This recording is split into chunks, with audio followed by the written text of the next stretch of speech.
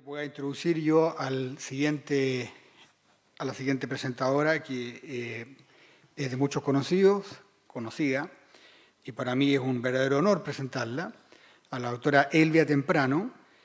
Ella es ginecóloga obstetra, trabajó con el doctor Odeblad, que es una de las personas que más ha aportado en la investigación sobre las agresiones cervicales, especialmente el moco cervical.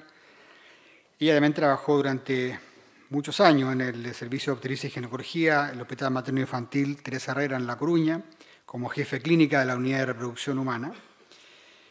Ha ayudado a comenzar el programa de reconocimiento de la fertilidad en Latinoamérica, en Cuba especialmente, y en la Universidad de Piura en Lima, en Perú. Y además, bueno, acaba de editar un atlas cristalográfico sobre el tipo de secreción cervical que nos va a mostrar ahora. Y más allá de los aportes objetivos, científicos que ella ha entregado en esta área, también ha significado para todos los que trabajamos acá un apoyo por su humanidad, por su simpatía, por su entusiasmo en seguir trabajando en esta área y apoyando a las mujeres y a los matrimonios que están buscando embarazo o que necesitan espaciar los embarazos. Así que muchas gracias, doctora Temprano, por su aporte y bienvenida. Adelante.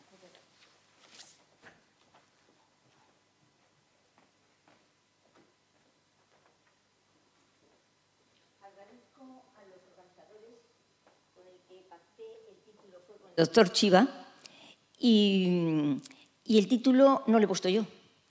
El título, exactamente como está, le ha puesto Margarita Taboada, que es una periodista especialista en marketing publicitario de La Coruña. Pero me alegro de poder presentar estas fotografías sobre los tipos de secreción cervical, porque están basadas todas, y el aprendizaje ha sido en directo, del profesor Odeblad, que hace 2 años, en octubre, el día 17, que murió, pero que él quería mucho a España. Yo creo que fue dentro de Europa, bueno, tuvo mucha relación con algunos de nosotros, y esta es su herencia. He traído para portada una de las últimas secreciones descritas por Odeblad, la última, aunque ya data del año 1993, cuando observa gránulos en la parte alta del cérvix, y esos gránulos tienen una misión enzimática para fluidificar la secreción y favorecer el ascenso espermático. Este tema lo he dividido en 2 partes que me parecían interesantes en estos días de fertilidad, que es la canalización y la cristalización. Va a ser estos 2 apartados. Siguiente, por favor.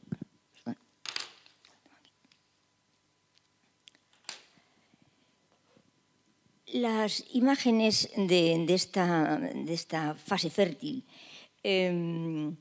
tienen unos patrones cristalográficos propios, de tal manera que se pueden diferenciar muy bien unos de otros.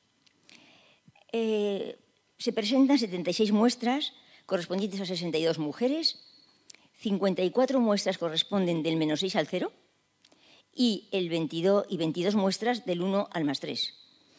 En el ciclo, los que dieron un cambio copérnico fueron los Billings, John y Evelyn Billings, porque pasaron de la menstruación y de llamar ciclo menstrual a ciclo ovárico, porque el máximo hecho fisiológico de rango es la ovulación. De estas muestras, 69 han sido recogidas en La Coruña y 7 en Piura, en Perú, en el centro médico. La extracción es sencilla del cuello del útero con una jeringa de insulina porque es muy romo. Se deposita sobre un portaobjetos, se extiende radialmente. Este dato es importante porque un día le pregunté a Odeblad que qué tiempo había tardado en ver que la dispersión radial, por eso la hizo, es que las secreciones más densas que atraen, tapan a las más fluidas, se pudieran ver todas con la dispersión radial. Y me dijo, 10 años le había costado. Bien, entonces se estudian 10 campos a 10 por, en un microscopio óptico que se tenía antes en todas las consultas de ginecología y que yo aconsejo que se sigan teniendo en todas las consultas de ginecología. Y para datar la muestra, lo acoplamos a un diagrama de Udeblat y una muestra se puede definir muy bien, muy exactamente, en qué día está respecto a la ovulación y qué parámetros nos da si es fértil o no es fértil. La canalización. Udeblat en 1959 aplica una microresonancia magnética nuclear porque unos años antes había hecho una estancia en Estados Unidos y fue el que introdujo en Europa la resonancia magnética. Era doctorado en medicina y doctorado en ciencias físicas. Por eso le dieron luego el puesto de jefe de departamento de biofísica médica en IMEO, cerca de Laponia, que es donde yo trabajé con él. Aunque en el Karolinska también estuvo al principio, pero lo tuvo que dejar, y lo dejó voluntariamente, no creo que fuera de otra manera, porque al ser ginecólogo tenía que hacer abortos. Entonces él ya, casado y con 2 hijos, estuvo yendo a Gotemburgo y no solamente estudia ciencias físicas, sino hace el doctorado. Y esos 2 doctorados pues, le permiten luego tener ese puesto, pues yo creo que era una universidad que no quería ir nadie, porque en invierno solamente ver murales de nieve, ¿no? Cerca de Laponia. Entonces, él comprueba que esta alineación de las moléculas se debe a que las que tienen más alta viscosidad dan una disposición paralela. Y la canalización se produce en la secreción cervical como único fluido orgánico. No hay ningún otro que forme canales. En el 66, Gibbon y Magner habían dicho ya que la secreción cervical era semejante a una red. Y a esta idea sí que la apoyó Udeblat, lo comprendió que era así. Y la elasticidad se va haciendo según acerca de ovulación, pero está muy bien representado en estas 2 figuras, que esa red, cómo está una red prieta en las fases de infertilidad del ciclo, y en cambio se verticaliza en la fase fértil. Udeblat no solamente aceptó la red, sino que midió la distancia que había cuando la red era más densa, cuando estaba más estrecha, que eran de 0,3 micromicras, y como la cabeza espermática es 2,5 micromicras, en las fases de infertilidad la mujer tiene su propio diafragma natural y que no hace falta que muchas veces muchas mujeres se están utilizando un método de barrera cuando tienen ya su propio diafragma biológico.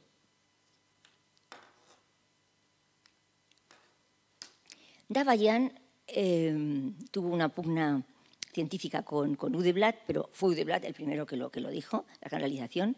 Pero le traemos aquí porque es un aniversario, es una efemérides. Se cumplen 50 años del diseño de esta técnica. Fue en el 71. Y fueron aplicados por otros doctores muy prestigiosos como Hilgers, y luego en Italia 2 doctoras, Capella y Faccioli, también la aplicaron en las muestras. A Udeblat no le gustaba porque dice que demora. Pues sí, demora. Bueno, en un termostato son 2 horas, pero sí, es una desecación más lenta la que te permite luego apreciar las imágenes. Pero yo he traído aquí algunas porque tienen también una gran belleza. Y en la tesis doctoral del 90, cuando la presenté en Santiago de Compostela, pues se hizo una clasificación y se demostró que cuando de 1 a 10 la fotografía correspondía del 1 al 6, no había fertilidad. En cambio, de 7 a 10 sí que había canalización. Por tanto, había ascenso espermático. Y correspondía además con la cristalización de Zondek, que fue otro hito, Zondek, bueno, pues fue el primero que aplicó a la cristalización los grados de 1 cruz, 2 cruces, 3 cruces, y que hemos utilizado mucho. Yo la dejé de utilizar cuando... no la dejé de utilizar, la comparé cuando conocí a Udeblat y en la tesis ya introduje pues, los tipos de secreción que Udeblat me iba enseñando.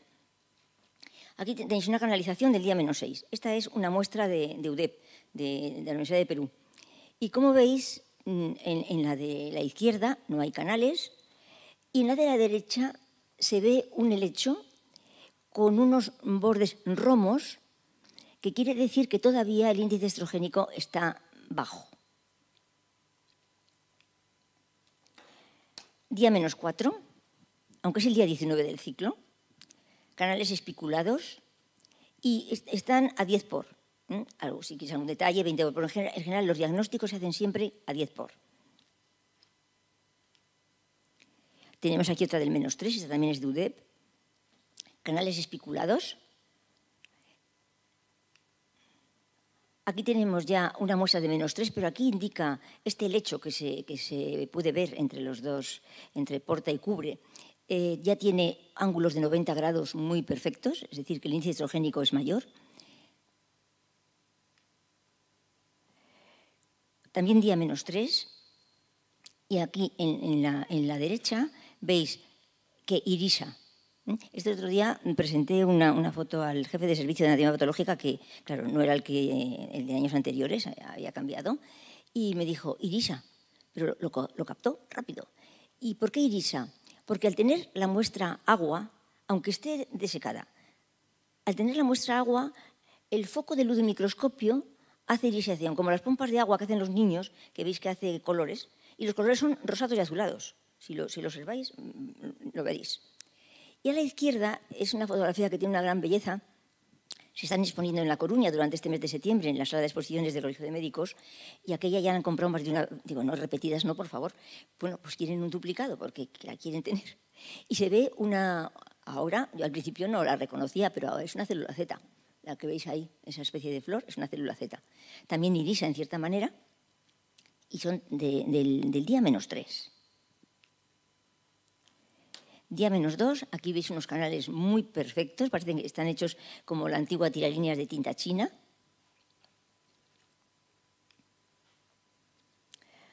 Aquí día +1, aquí tenemos ya algo de diferencia. Sí que se va manteniendo en la de la izquierda, es de la misma muestra, la M59. Después de una menorrea de 2 meses, esta mujer ovula, estamos en el día +1, hay canales espiculados, pero en la de la derecha ya se empieza a actuar la progesterona. Y veis ya que ya los canales están rotos, lo que se llama rama pequeña, irisa, en cierta manera, porque la muestra sigue teniendo agua en el día +1, pero ya cambia. Ahí está ya la acción progesterónica. Y ahora vamos a la cristalización. ¿Por qué cristaliza la secreción cervical? Cristaliza porque tiene en disolución dos sales, es la sal común, el cloruro sódico, halita, y el cloruro potásico, silvina. Papa Nicolau, otra efemérides, hace 75 años, que fue el primero que descubre que la secreción cervical bajo microscopio arboriza. Esa es la palabra que él utiliza, arboriza. 2 años más tarde, Rydberg, un sueco, se dedica a estudiar seriadamente la secreción cervical y lo describe de una manera más perfecta. Y dice que es como hojas de palmera o helechos. Sondeck fue el que establece esa gradación por cruces. Y este es el diagrama de Udeblatt, que lo publica en 1983, cuando ha descubierto en la secreción cervical 3 tipos de secreción. El G, que indica bajos niveles estrogénicos, mirar cómo en la parte izquierda está muy alta G cuando está alejada de ovulación, luego va bajando para ir subiendo L, el de los helechos, y les nombra de una manera los 2 primeros derivados de las hormonas. O sea, LE, estrógenos, G, gestágenos. Pero luego, 6 años más tarde, subdivide y ve que el L tiene el L y el S. Entonces, ¿por qué L? Porque es denso, LOAF en inglés, y S es más fluido y como hace trazos paralelos, pues es trincuerda. Es una definición morfológica de lo que está viendo. Y veis como después de la ovulación sube con rapidez G. Pero claro, en el +1, +2 todavía tenemos mezcla de tipos de secreción.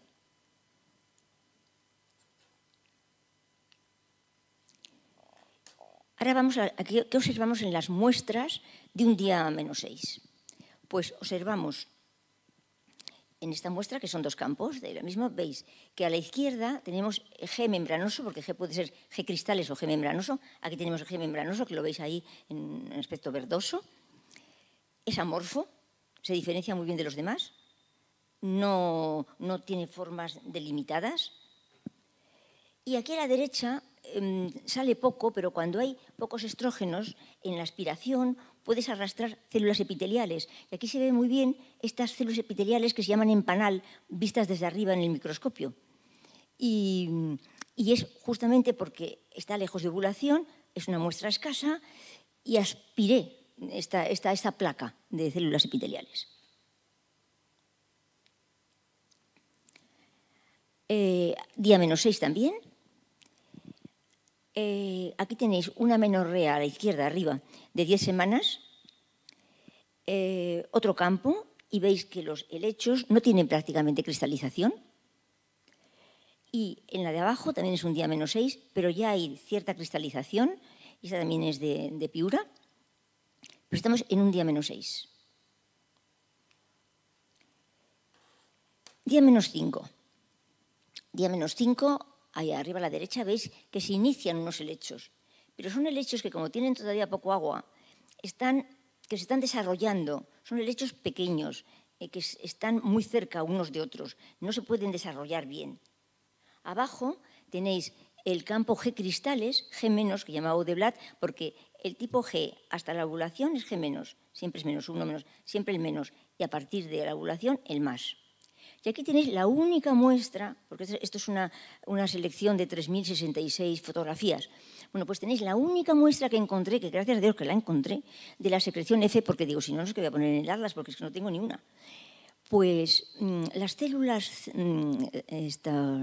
F fundamentales que tapizan la pared del cuello del útero no tienen secreción, tienen ese punteado, pero que no tiene repercusión clínica, que se sepa.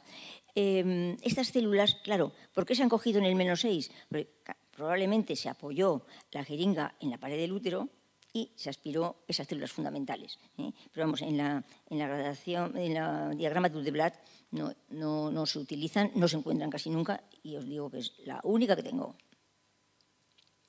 Aquí ya pasamos, como veis, pasamos ya a el L, ya tiene un patrón cristalográfico muy claro con los helechos. Se me ha ido esta. Bueno, entonces, aunque el helecho de la izquierda tiene una cristalización irregular, también veis aquí en la de la derecha que, aunque ya tiene esa muestra, que veis agua, ya tiene ese colorido, también funciona mucho con los verdes y los violetas. La gente me pregunta, ¿pero y qué haces para el color?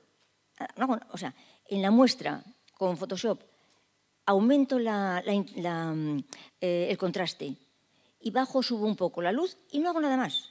O sea, el color es el que tienen, no cambio de color, lógicamente, porque no pensaba cambiarlo, pero es así, y así salen de bonitas.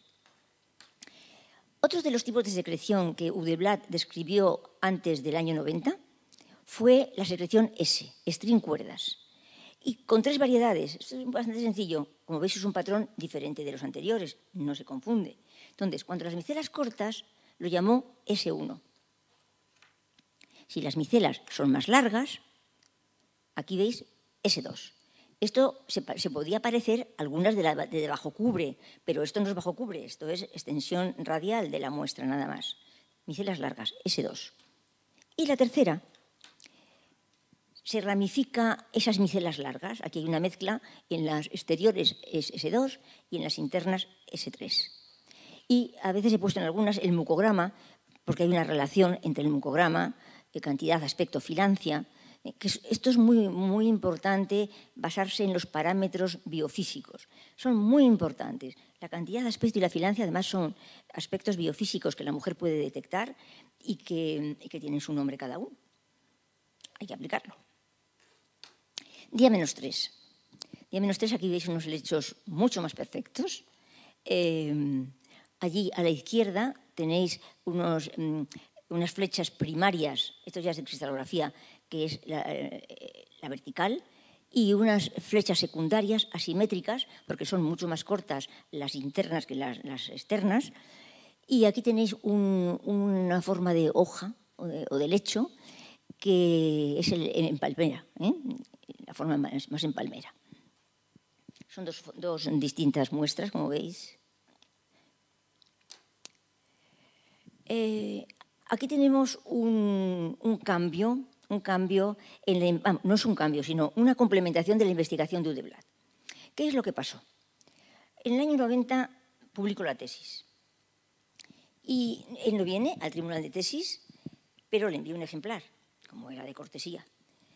En una de las fotos vio que había unas estrellas pequeñas y en esas estrellas, que yo las había visto por como si nada, ¿no?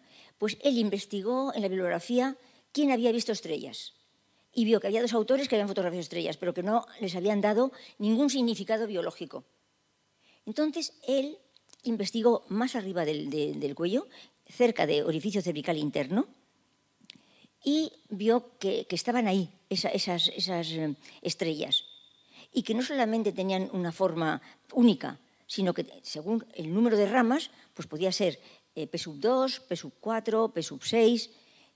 Y aquí tiene, ahí a la izquierda, en este día -3, esa estrella que tiene 6 brazos, si les cuentan tiene 6 brazos. Y a la derecha tenemos un tipo de secreción que está muy cerca de la anterior, que son los gránulos enzimáticos, y que forma una morfología muy diferencial, muy diferencial y muy variada entre ella, pero que, claro, a lo mejor no sé si lo ven desde ahí, pero que está formada exclusivamente por puntos rosados. Además, es que son así. Hay algunos sueltos en la parte aquí en esta parte aquí, aquí están sueltos, pero están formando parte de esta morfología. Y es la secreción Z, enzimática, así como la P. ¿Por qué la llama P? Porque es peak fertility, del pico de fertilidad, muy cerca de la ovulación. Día -2. A la izquierda es una secreción P2, es como espiga. En espiga ven que tienen 2 ramas, pero que los anillos de secreción forman unos niveles que puede parecer como olas, en este caso, en esta fotografía. Y aquí a la derecha es una célula P2 que tiene ese color rosado y azulado porque tiene agua, y esta es una célula P2 que tiene su belleza también. En el día -1, la perfección de los helechos es grande. Como ven, aquel helecho de la izquierda, yo me he dedicado a contarlo, y tiene hasta 7 flechas. O sea, van surgiendo de las ramas y entonces 7 flechas diferentes en cristalografía. O sea, que es muy completo el helecho.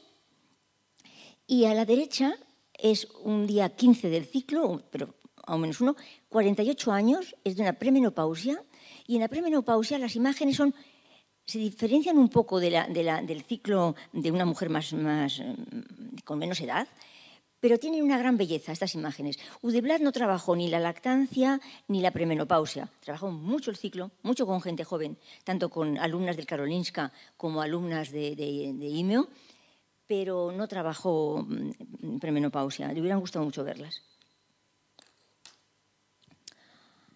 Día 0. Aquí estamos ya en la cumbre, en el pico de fertilidad, peak fertility. Bueno, tenemos arriba 2 células, son células P, pero las ramificaciones lo llamó Udeblat PT porque hace triángulos. Y arriba, claro, no sé si lo pueden ver, pero arriba hay un espermatozoide y entonces está cerca, es que esto como es tan gordo y luego, a ver, vamos a ver si lo podemos. El espermatozoide está ahí quieto, ahí. Bueno, claro, quieto tiene que estar. Y entonces, en la de abajo, es que cuando hay una sobresaturación de sal, no solamente, bueno, está en la célula, esta es una célula Z, a ver, espera, a ver. Esta es una célula Z, pero tenemos estas otras, que son células epiteliales, pero la sobresaturación hace que la rodea. Y dan imágenes muy bonitas, imágenes del fondo del mar ahí. Y esta es una foto que tiene también su característica, es una célula Z. Y a la izquierda ven un espermatozoide, pero no solamente es el espermatozoide, sino en la foto más de cerca se ve el trayecto que ha seguido el espermatozoide desde la base de la fotografía, a ver, porque esto se mueve muchísimo, desde la base hasta donde empieza la cola espermática. Aquí hay un trayecto que se delimita muy bien en la foto. Entonces, hace arcos, como la secreción Z generalmente hace anillos o hace arcos rotos, u otras formas también en premenopausia. Pero bueno, esto es una célula Z y se diferencia muy bien de otras. Día +1. Ahí tenemos los arcos Z a la izquierda, también rosado porque está muy cerca de la ovulación y tiene ese color de agua. Arriba se tiene unas estrellas P2, son todas espigas, pero se autolimitan, ellas se autodelimitan con un espacio entre ellas, como diciendo, hasta aquí llego yo y tú hasta aquí. O sea, está delimitado el campo. Y abajo es una estrella, que es una estrella P6, rodeada de cristales, porque hay también sobresaturación de sal, pero tiene 6 ramas. Y este tiene una característica muy especial, porque la palabra cristal, los griegos la llamaron así porque significa hielo. La estrella de hielo cristaliza en 6 ramas. Y cuando la mujer tiene este tipo de secreciones, porque tiene un agua que los orientales llaman agua de vida o agua pura. Y es muy bonito que la tenga la mujer en los momentos más cercanos a poder tener un embarazo. Día +2. Aquí ya nos cambia el panorama. Está empezando a subir la secreción G y a la izquierda ya volvemos a ese estilo amorfo. En la de la derecha es otro campo de la misma muestra, pero se ven unos puntos verdes que son linfocitos que indican defensa. O sea, cuando Udeblat hizo un estudio sobre micoplasma y vio que la mujer quedaba infectada en la ovulación, en cambio, cuando había altos niveles de secreción G, no quedaba infectada. Eso lo hizo un estudio antes de irse a América, antes de que conociera la resonancia magnética.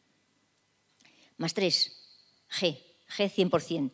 Hacen esferas a veces, se ven muy fácilmente esferas, y amorfa. Y esto es un topograma, es el segundo que hizo Udeblat, el primero fue también en el 83, este ha sido presentado en Bilbao 2006, lo presentó Micaela, ¿te acordarás, Micaela? ¿Dónde está Micaela? Pues lo presentó Micaela, Udeblat no vino al simposio de 2006 de Bilbao y hace dónde se localizan las secreciones, y como arriba de todo es donde está la Z y la P, que lo pone en verde porque es la máxima fertilidad, en rosa y muy bien adecuado porque es que son puntos rosas, pero rosas de ese color de rosa, y el azul se lo dedicó al S porque era muy fluido, muy parecido, el más parecido al agua. Y el G pues lo puso un color así marrón porque se parece más a la tierra árida y está en el orificio cervical externo. Y es un topograma muy bonito del cérvix. Conclusiones. ¿Qué conclusiones podemos sacar? Que, claro, teníamos estos objetivos y sí, gracias a Dios los cumplimos. Pues identificar cada tipo de secreción cervical según su patrón cristalográfico propio. Datar cada muestra en relación con la ovulación. Es muy útil en la clínica diaria de consulta ginecológica, en oxomenorreas, en amenorreas secundarias, en evaluación de tratamientos hormonales, progesterona o inductores de ovulación, también aplicable en premenopausia. Y se determina la fertilidad o infertilidad de una muestra. O sea, los porcentajes se han demostrado muy útiles, muy exactos también. Bueno, agradecimientos a los asistentes presenciales, a los asistentes online en este tema, pero especialmente al profesor Eric Udeblat por su investigación y docencia, a cada mujer, que son 145, creo, de toda la serie, porque claro, yo he cogido solamente del -6 al +3. Y luego la colaboración que he tenido en La Coruña, en el servicio de anatomía patológica, donde se han hecho todas las fotos, y también en la Universidad de Piura, el Centro Médico de Perú de 2011. Muchas gracias.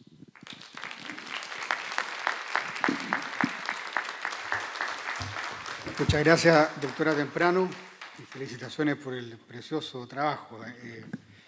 Eso de la verdad, la belleza y la bondad, uno lo empieza a entender cuando conoce más la biología, ¿no? Cómo se asocian las cosas. Ya tenemos unos minutos breves para hacer alguna pregunta de la auditorio que quisiera hacer.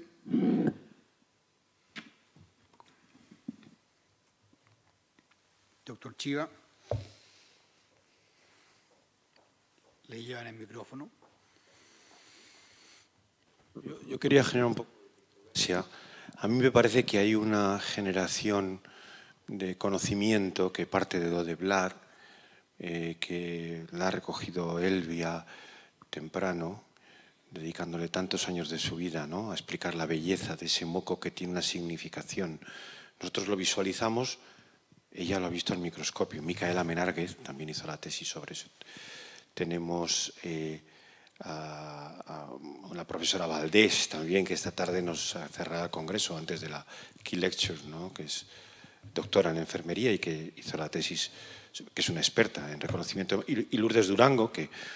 Entonces, a nosotros nos parece que no se debe perder esto, es decir, el cuello tiene una significación, la proporción, las gráficas de Dodeblat explican realmente la distribución de una realidad que es el paso por donde van los espermatozoides, y a nosotros en la práctica clínica, Lourdes puede comentar, pero lógicamente Elvia la pregunta, a nosotros cuando tenemos una duda razonable sobre si una paciente es fértil o no, independientemente, por supuesto que tenemos la ecografía, pero el moco cervical cristalizado nos hace como o sea, nos da una certeza importante. Y al revés, por ejemplo, como sabes, el dispositivo Mirena, que dicen que, aunque no inhibe la ovulación, digo, el dispositivo intrauterino, sí.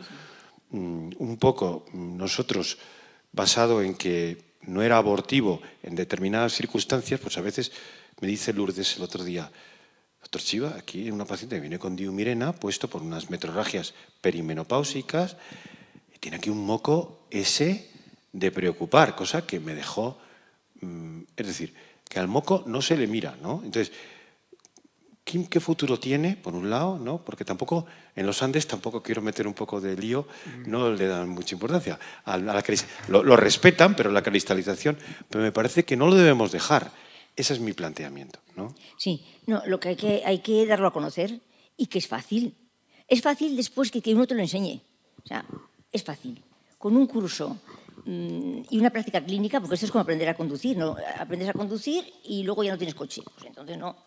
Pero está dedicado especialmente a ginecólogos y matronas, que son los que saben poner un espéculo, observar el cérvix y sacar una muestra y diagnosticarla ellos mismos. No que vaya al laboratorio, porque ahora yo me doy cuenta de que el flujo en fresco antes lo hacíamos en las consultas.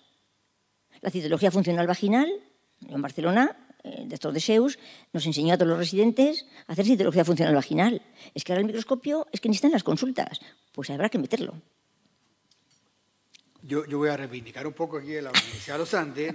Yo aprendí con un profesor de ginecología, el doctor Mena, y la doctora Allende, que está aquí presente. Claro. Y nosotros tenemos en mi consulta, concretamente en la clínica de la Universidad de los Andes, tengo un precioso microscopio que lo utilizamos muy ocasionalmente. Porque antes usamos mucho nosotros cristalografía, pero creo que claro, hay algunos casos de cuando hay ciertas dudas, evidentemente que uno puede usarla, pero creo que la ecografía en ese sentido ha sido un aporte también muy interesante y también muy útil. Creo que son cosas complementarias. Ahora, siempre hemos tenido ciertas, ¿cómo diría yo? Me ha costado comprender a mí el diagrama del cervix del doctor Dodeblat, que encuentro precioso como trabajo. Yo entiendo que la metodología que utilizó fue una canalización de las criptas, y sacó de ahí el moco y hizo una resonancia, la microresonancia magnética de cada una de esas aspiraciones con esos capilares. Ahora, en ese extendido hay distintos tipos de moco. Claro. Entonces, me cuesta comprender que si uno saca de ahí, haya hecho ese topograma tan preciso en donde hay ciertas células que secretan cierto tipo de moco. No. Sobre todo, para que me aclare después. Es que el topograma está hecho de la secreción cervical. del conjunto de la secreción cervical. Entonces, en la muestra... Pero te preciso la pregunta para que nos la aclares. Entonces, claro, ahí se hace ese mapa de células, digamos, de tipo de secreciones. Entonces, por ejemplo, en el orificio cervical externo está concentrado el moco tipo G, en donde estarían concentradas las células que producen el moco tipo G. Entonces uno dice, bueno, si hay un cáncer in situ, un cono amplio, en que yo hago una resección de esa zona, debería dejar de tener moco tipo G, porque estaría sacando yo esa célula. Y sin embargo eso no ocurre. Entonces, yo creo que un poco más dinámico que que tiene que ver más bien con la cantidad de agua, que no son cosas incompatibles, que es lo que evalúa en definitiva la resonancia nuclear magnética, es la variación del agua y por tanto la variación en la ionización de los oligosacáridos que tú mencionaste acá, es lo que aparentemente sería, pienso yo, los que explican todas estas diferencias biofísicas de las propiedades. Las proteínas. Hay estudios... Y más que un lugar específico donde se formen los mocos, digamos, con células específicas. Bueno, es que es un laboratorio. La secreción cervical es un laboratorio donde la maduración del espermatozoide del grado 4 lo adquiere en las vías genitales femeninas. Y luego, en la relación fecundante es mejor que sea 2 días antes de la posible ovulación, porque necesita, para preparar el acrosoma, las secreciones uterinas. O sea, que es mejor adelantarse que no llegar. Pero... es muy complejo. Ese dato es bien interesante, es un dato que está corroborado con estudios observacionales, en que la capacidad fecundante, interesante eso, es antes que el día 0, un día menos, efectivamente. Sí. Y luego también el doctor René Cossart, ayer, hablando de la ventana de fertilidad, daba que el índice de embarazo será mayor en los 3 próximos días, en los días 3 más próximos a la ovulación. Pero es lógico, porque las secreciones que activan más y que son más eficientes, como si dijéramos, para el paso espermático, se dan más cerca de la ovulación. Por ejemplo, la Z es del -2 al +2, generalmente. Bien, aquí preguntas del público. Quería hacer una... Bueno, aquí, Isabel... Disculpa. Esto es culpa de doctor Chiva, que dijo que íbamos a hacer una... Perdón. Yo quiero agradecer, tuve la inmensa suerte de estar con la doctora temprano al inicio de mi andadura en los métodos naturales y estuve 2 meses, con la inmensa suerte de poder ver muchas muestras. Quiero decir que la práctica diaria como matrona en atención primaria para hacer un diagnóstico de una mujer incluso que te viene a la consulta con mucho tiempo de abstinencia, sin conocerse, lo voy a contar esta tarde un poquito más extenso, pero sí que es verdad que te hace un diagnóstico en 5 minutos de la situación real de la fertilidad de la mujer. Entonces, en la práctica clínica, creo que hay que descubrir esto. Esto es una bomba de relojería porque es eficaz, tiene una eficacia enorme y da muchísima seguridad. Y a veces emociona mucho ver al matrimonio mirando al microscopio y admirando la belleza esta que nos ha enseñado la doctora temprano. Nada más, no es pregunta. Gracias. Sí, yo estoy totalmente de acuerdo y complemento con el colpocitograma, que también es muy bonito ver cómo vamos cambiando las células basales, las parabasales, las basales, las intermedias, superficiales, que eso es parte del diagnóstico hormonal que se hace con las pacientes en el laboratorio, en la consulta. Doctora Micaela Menárquez. A ver, yo quería dar una pista de cómo Udeblatt tomaba las muestras de las criptas, porque para mi tesis lo hicimos en Suecia. Entonces él cogía una pipeta con fuego, o sea, con algo caliente, la modificaba, la estiraba y la acodaba. De esta manera, él entraba en el cuello cripta a cripta. Para poder identificar el tipo de moco de cada cripta, lo que él hacía es entrar cripta a cripta, aspiraba, soplaba, lo ponía sobre el porta, hacía el sprit out, parte de esa muestra lo fijábamos en glutaraldehído directamente para poder mirarlo al microscopio electrónico de barrido y la otra parte la mirábamos al microscopio óptico para confirmar el tipo de moco al que pertenecía esa cripta. O sea, el tipo de moco que se secretaba en esa cripta. Y así fue como él mapeó el cuello. Te digo porque esto lo he visto. Es muy interesante.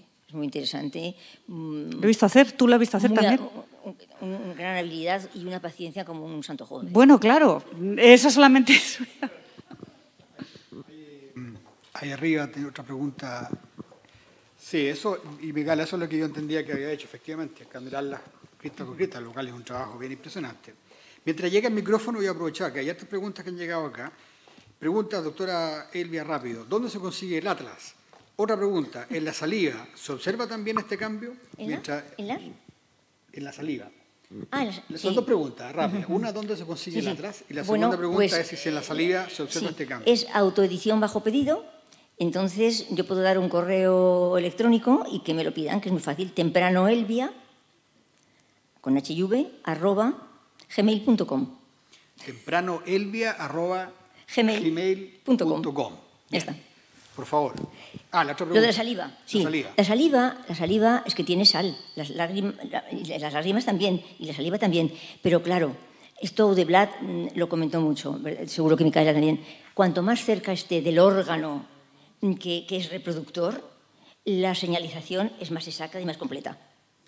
Clarísimo. Bien. Hola, buenos días. Bueno, lo primero, dar las gracias a Elvia por esta presentación tan impresionante. Y a mí me enseñó ella a manejar la microscopía óptica cervical y las muestras de moco hace, yo creo que 25 años, a lo mejor, sí.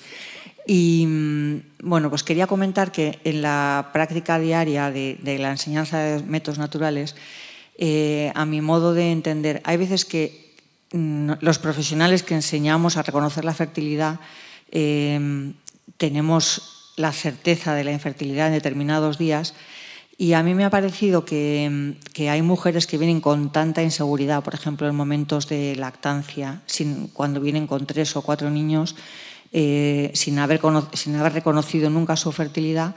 Las muestras de moco, los mucogramas, a quien les dan tranquilidad es a ellas. O sea, a mí me ha resultado un arma que, más que para mi propia confirmación de infertilidad, me ha servido para darles tranquilidad a ellas, ¿no? Muchísima. Y luego ha habido otra cosa que profesionalmente me ha llamado la atención, y es que solo con el hecho de meter el espéculo he visto a lo largo de la vida profesional muchas úlceras de cuello de útero que en las gráficas te volvías loca porque producen secreción constante de humedad, ¿no? Y que no se sabía a qué se debía, que no era fertilidad y que venían de una úlcera. Y a mí a veces me condicionaba, igual venían del ginecólogo hacía poco tiempo, pero no se lo habían visto, ¿no? Y las úlceras curadas nos solucionaban la gráfica, claro. Nada más, muchas gracias. Ese punto es bien interesante lo que acaba de mencionar, porque se ha perdido un poquito la clínica ginecológica y el estudiar eso. Hay muchas veces las mucorreas constantes son por ectrógeno, por tejido. La gente está muy entusiasmada. Dicen, uno puede resumir esta pregunta en ¿dónde se puede formar en esta técnica? ¿Cómo podemos verificar este tema en la generación actual de los doctores? ¿Y qué efecto produce en el cuello el uso de anticonceptivos?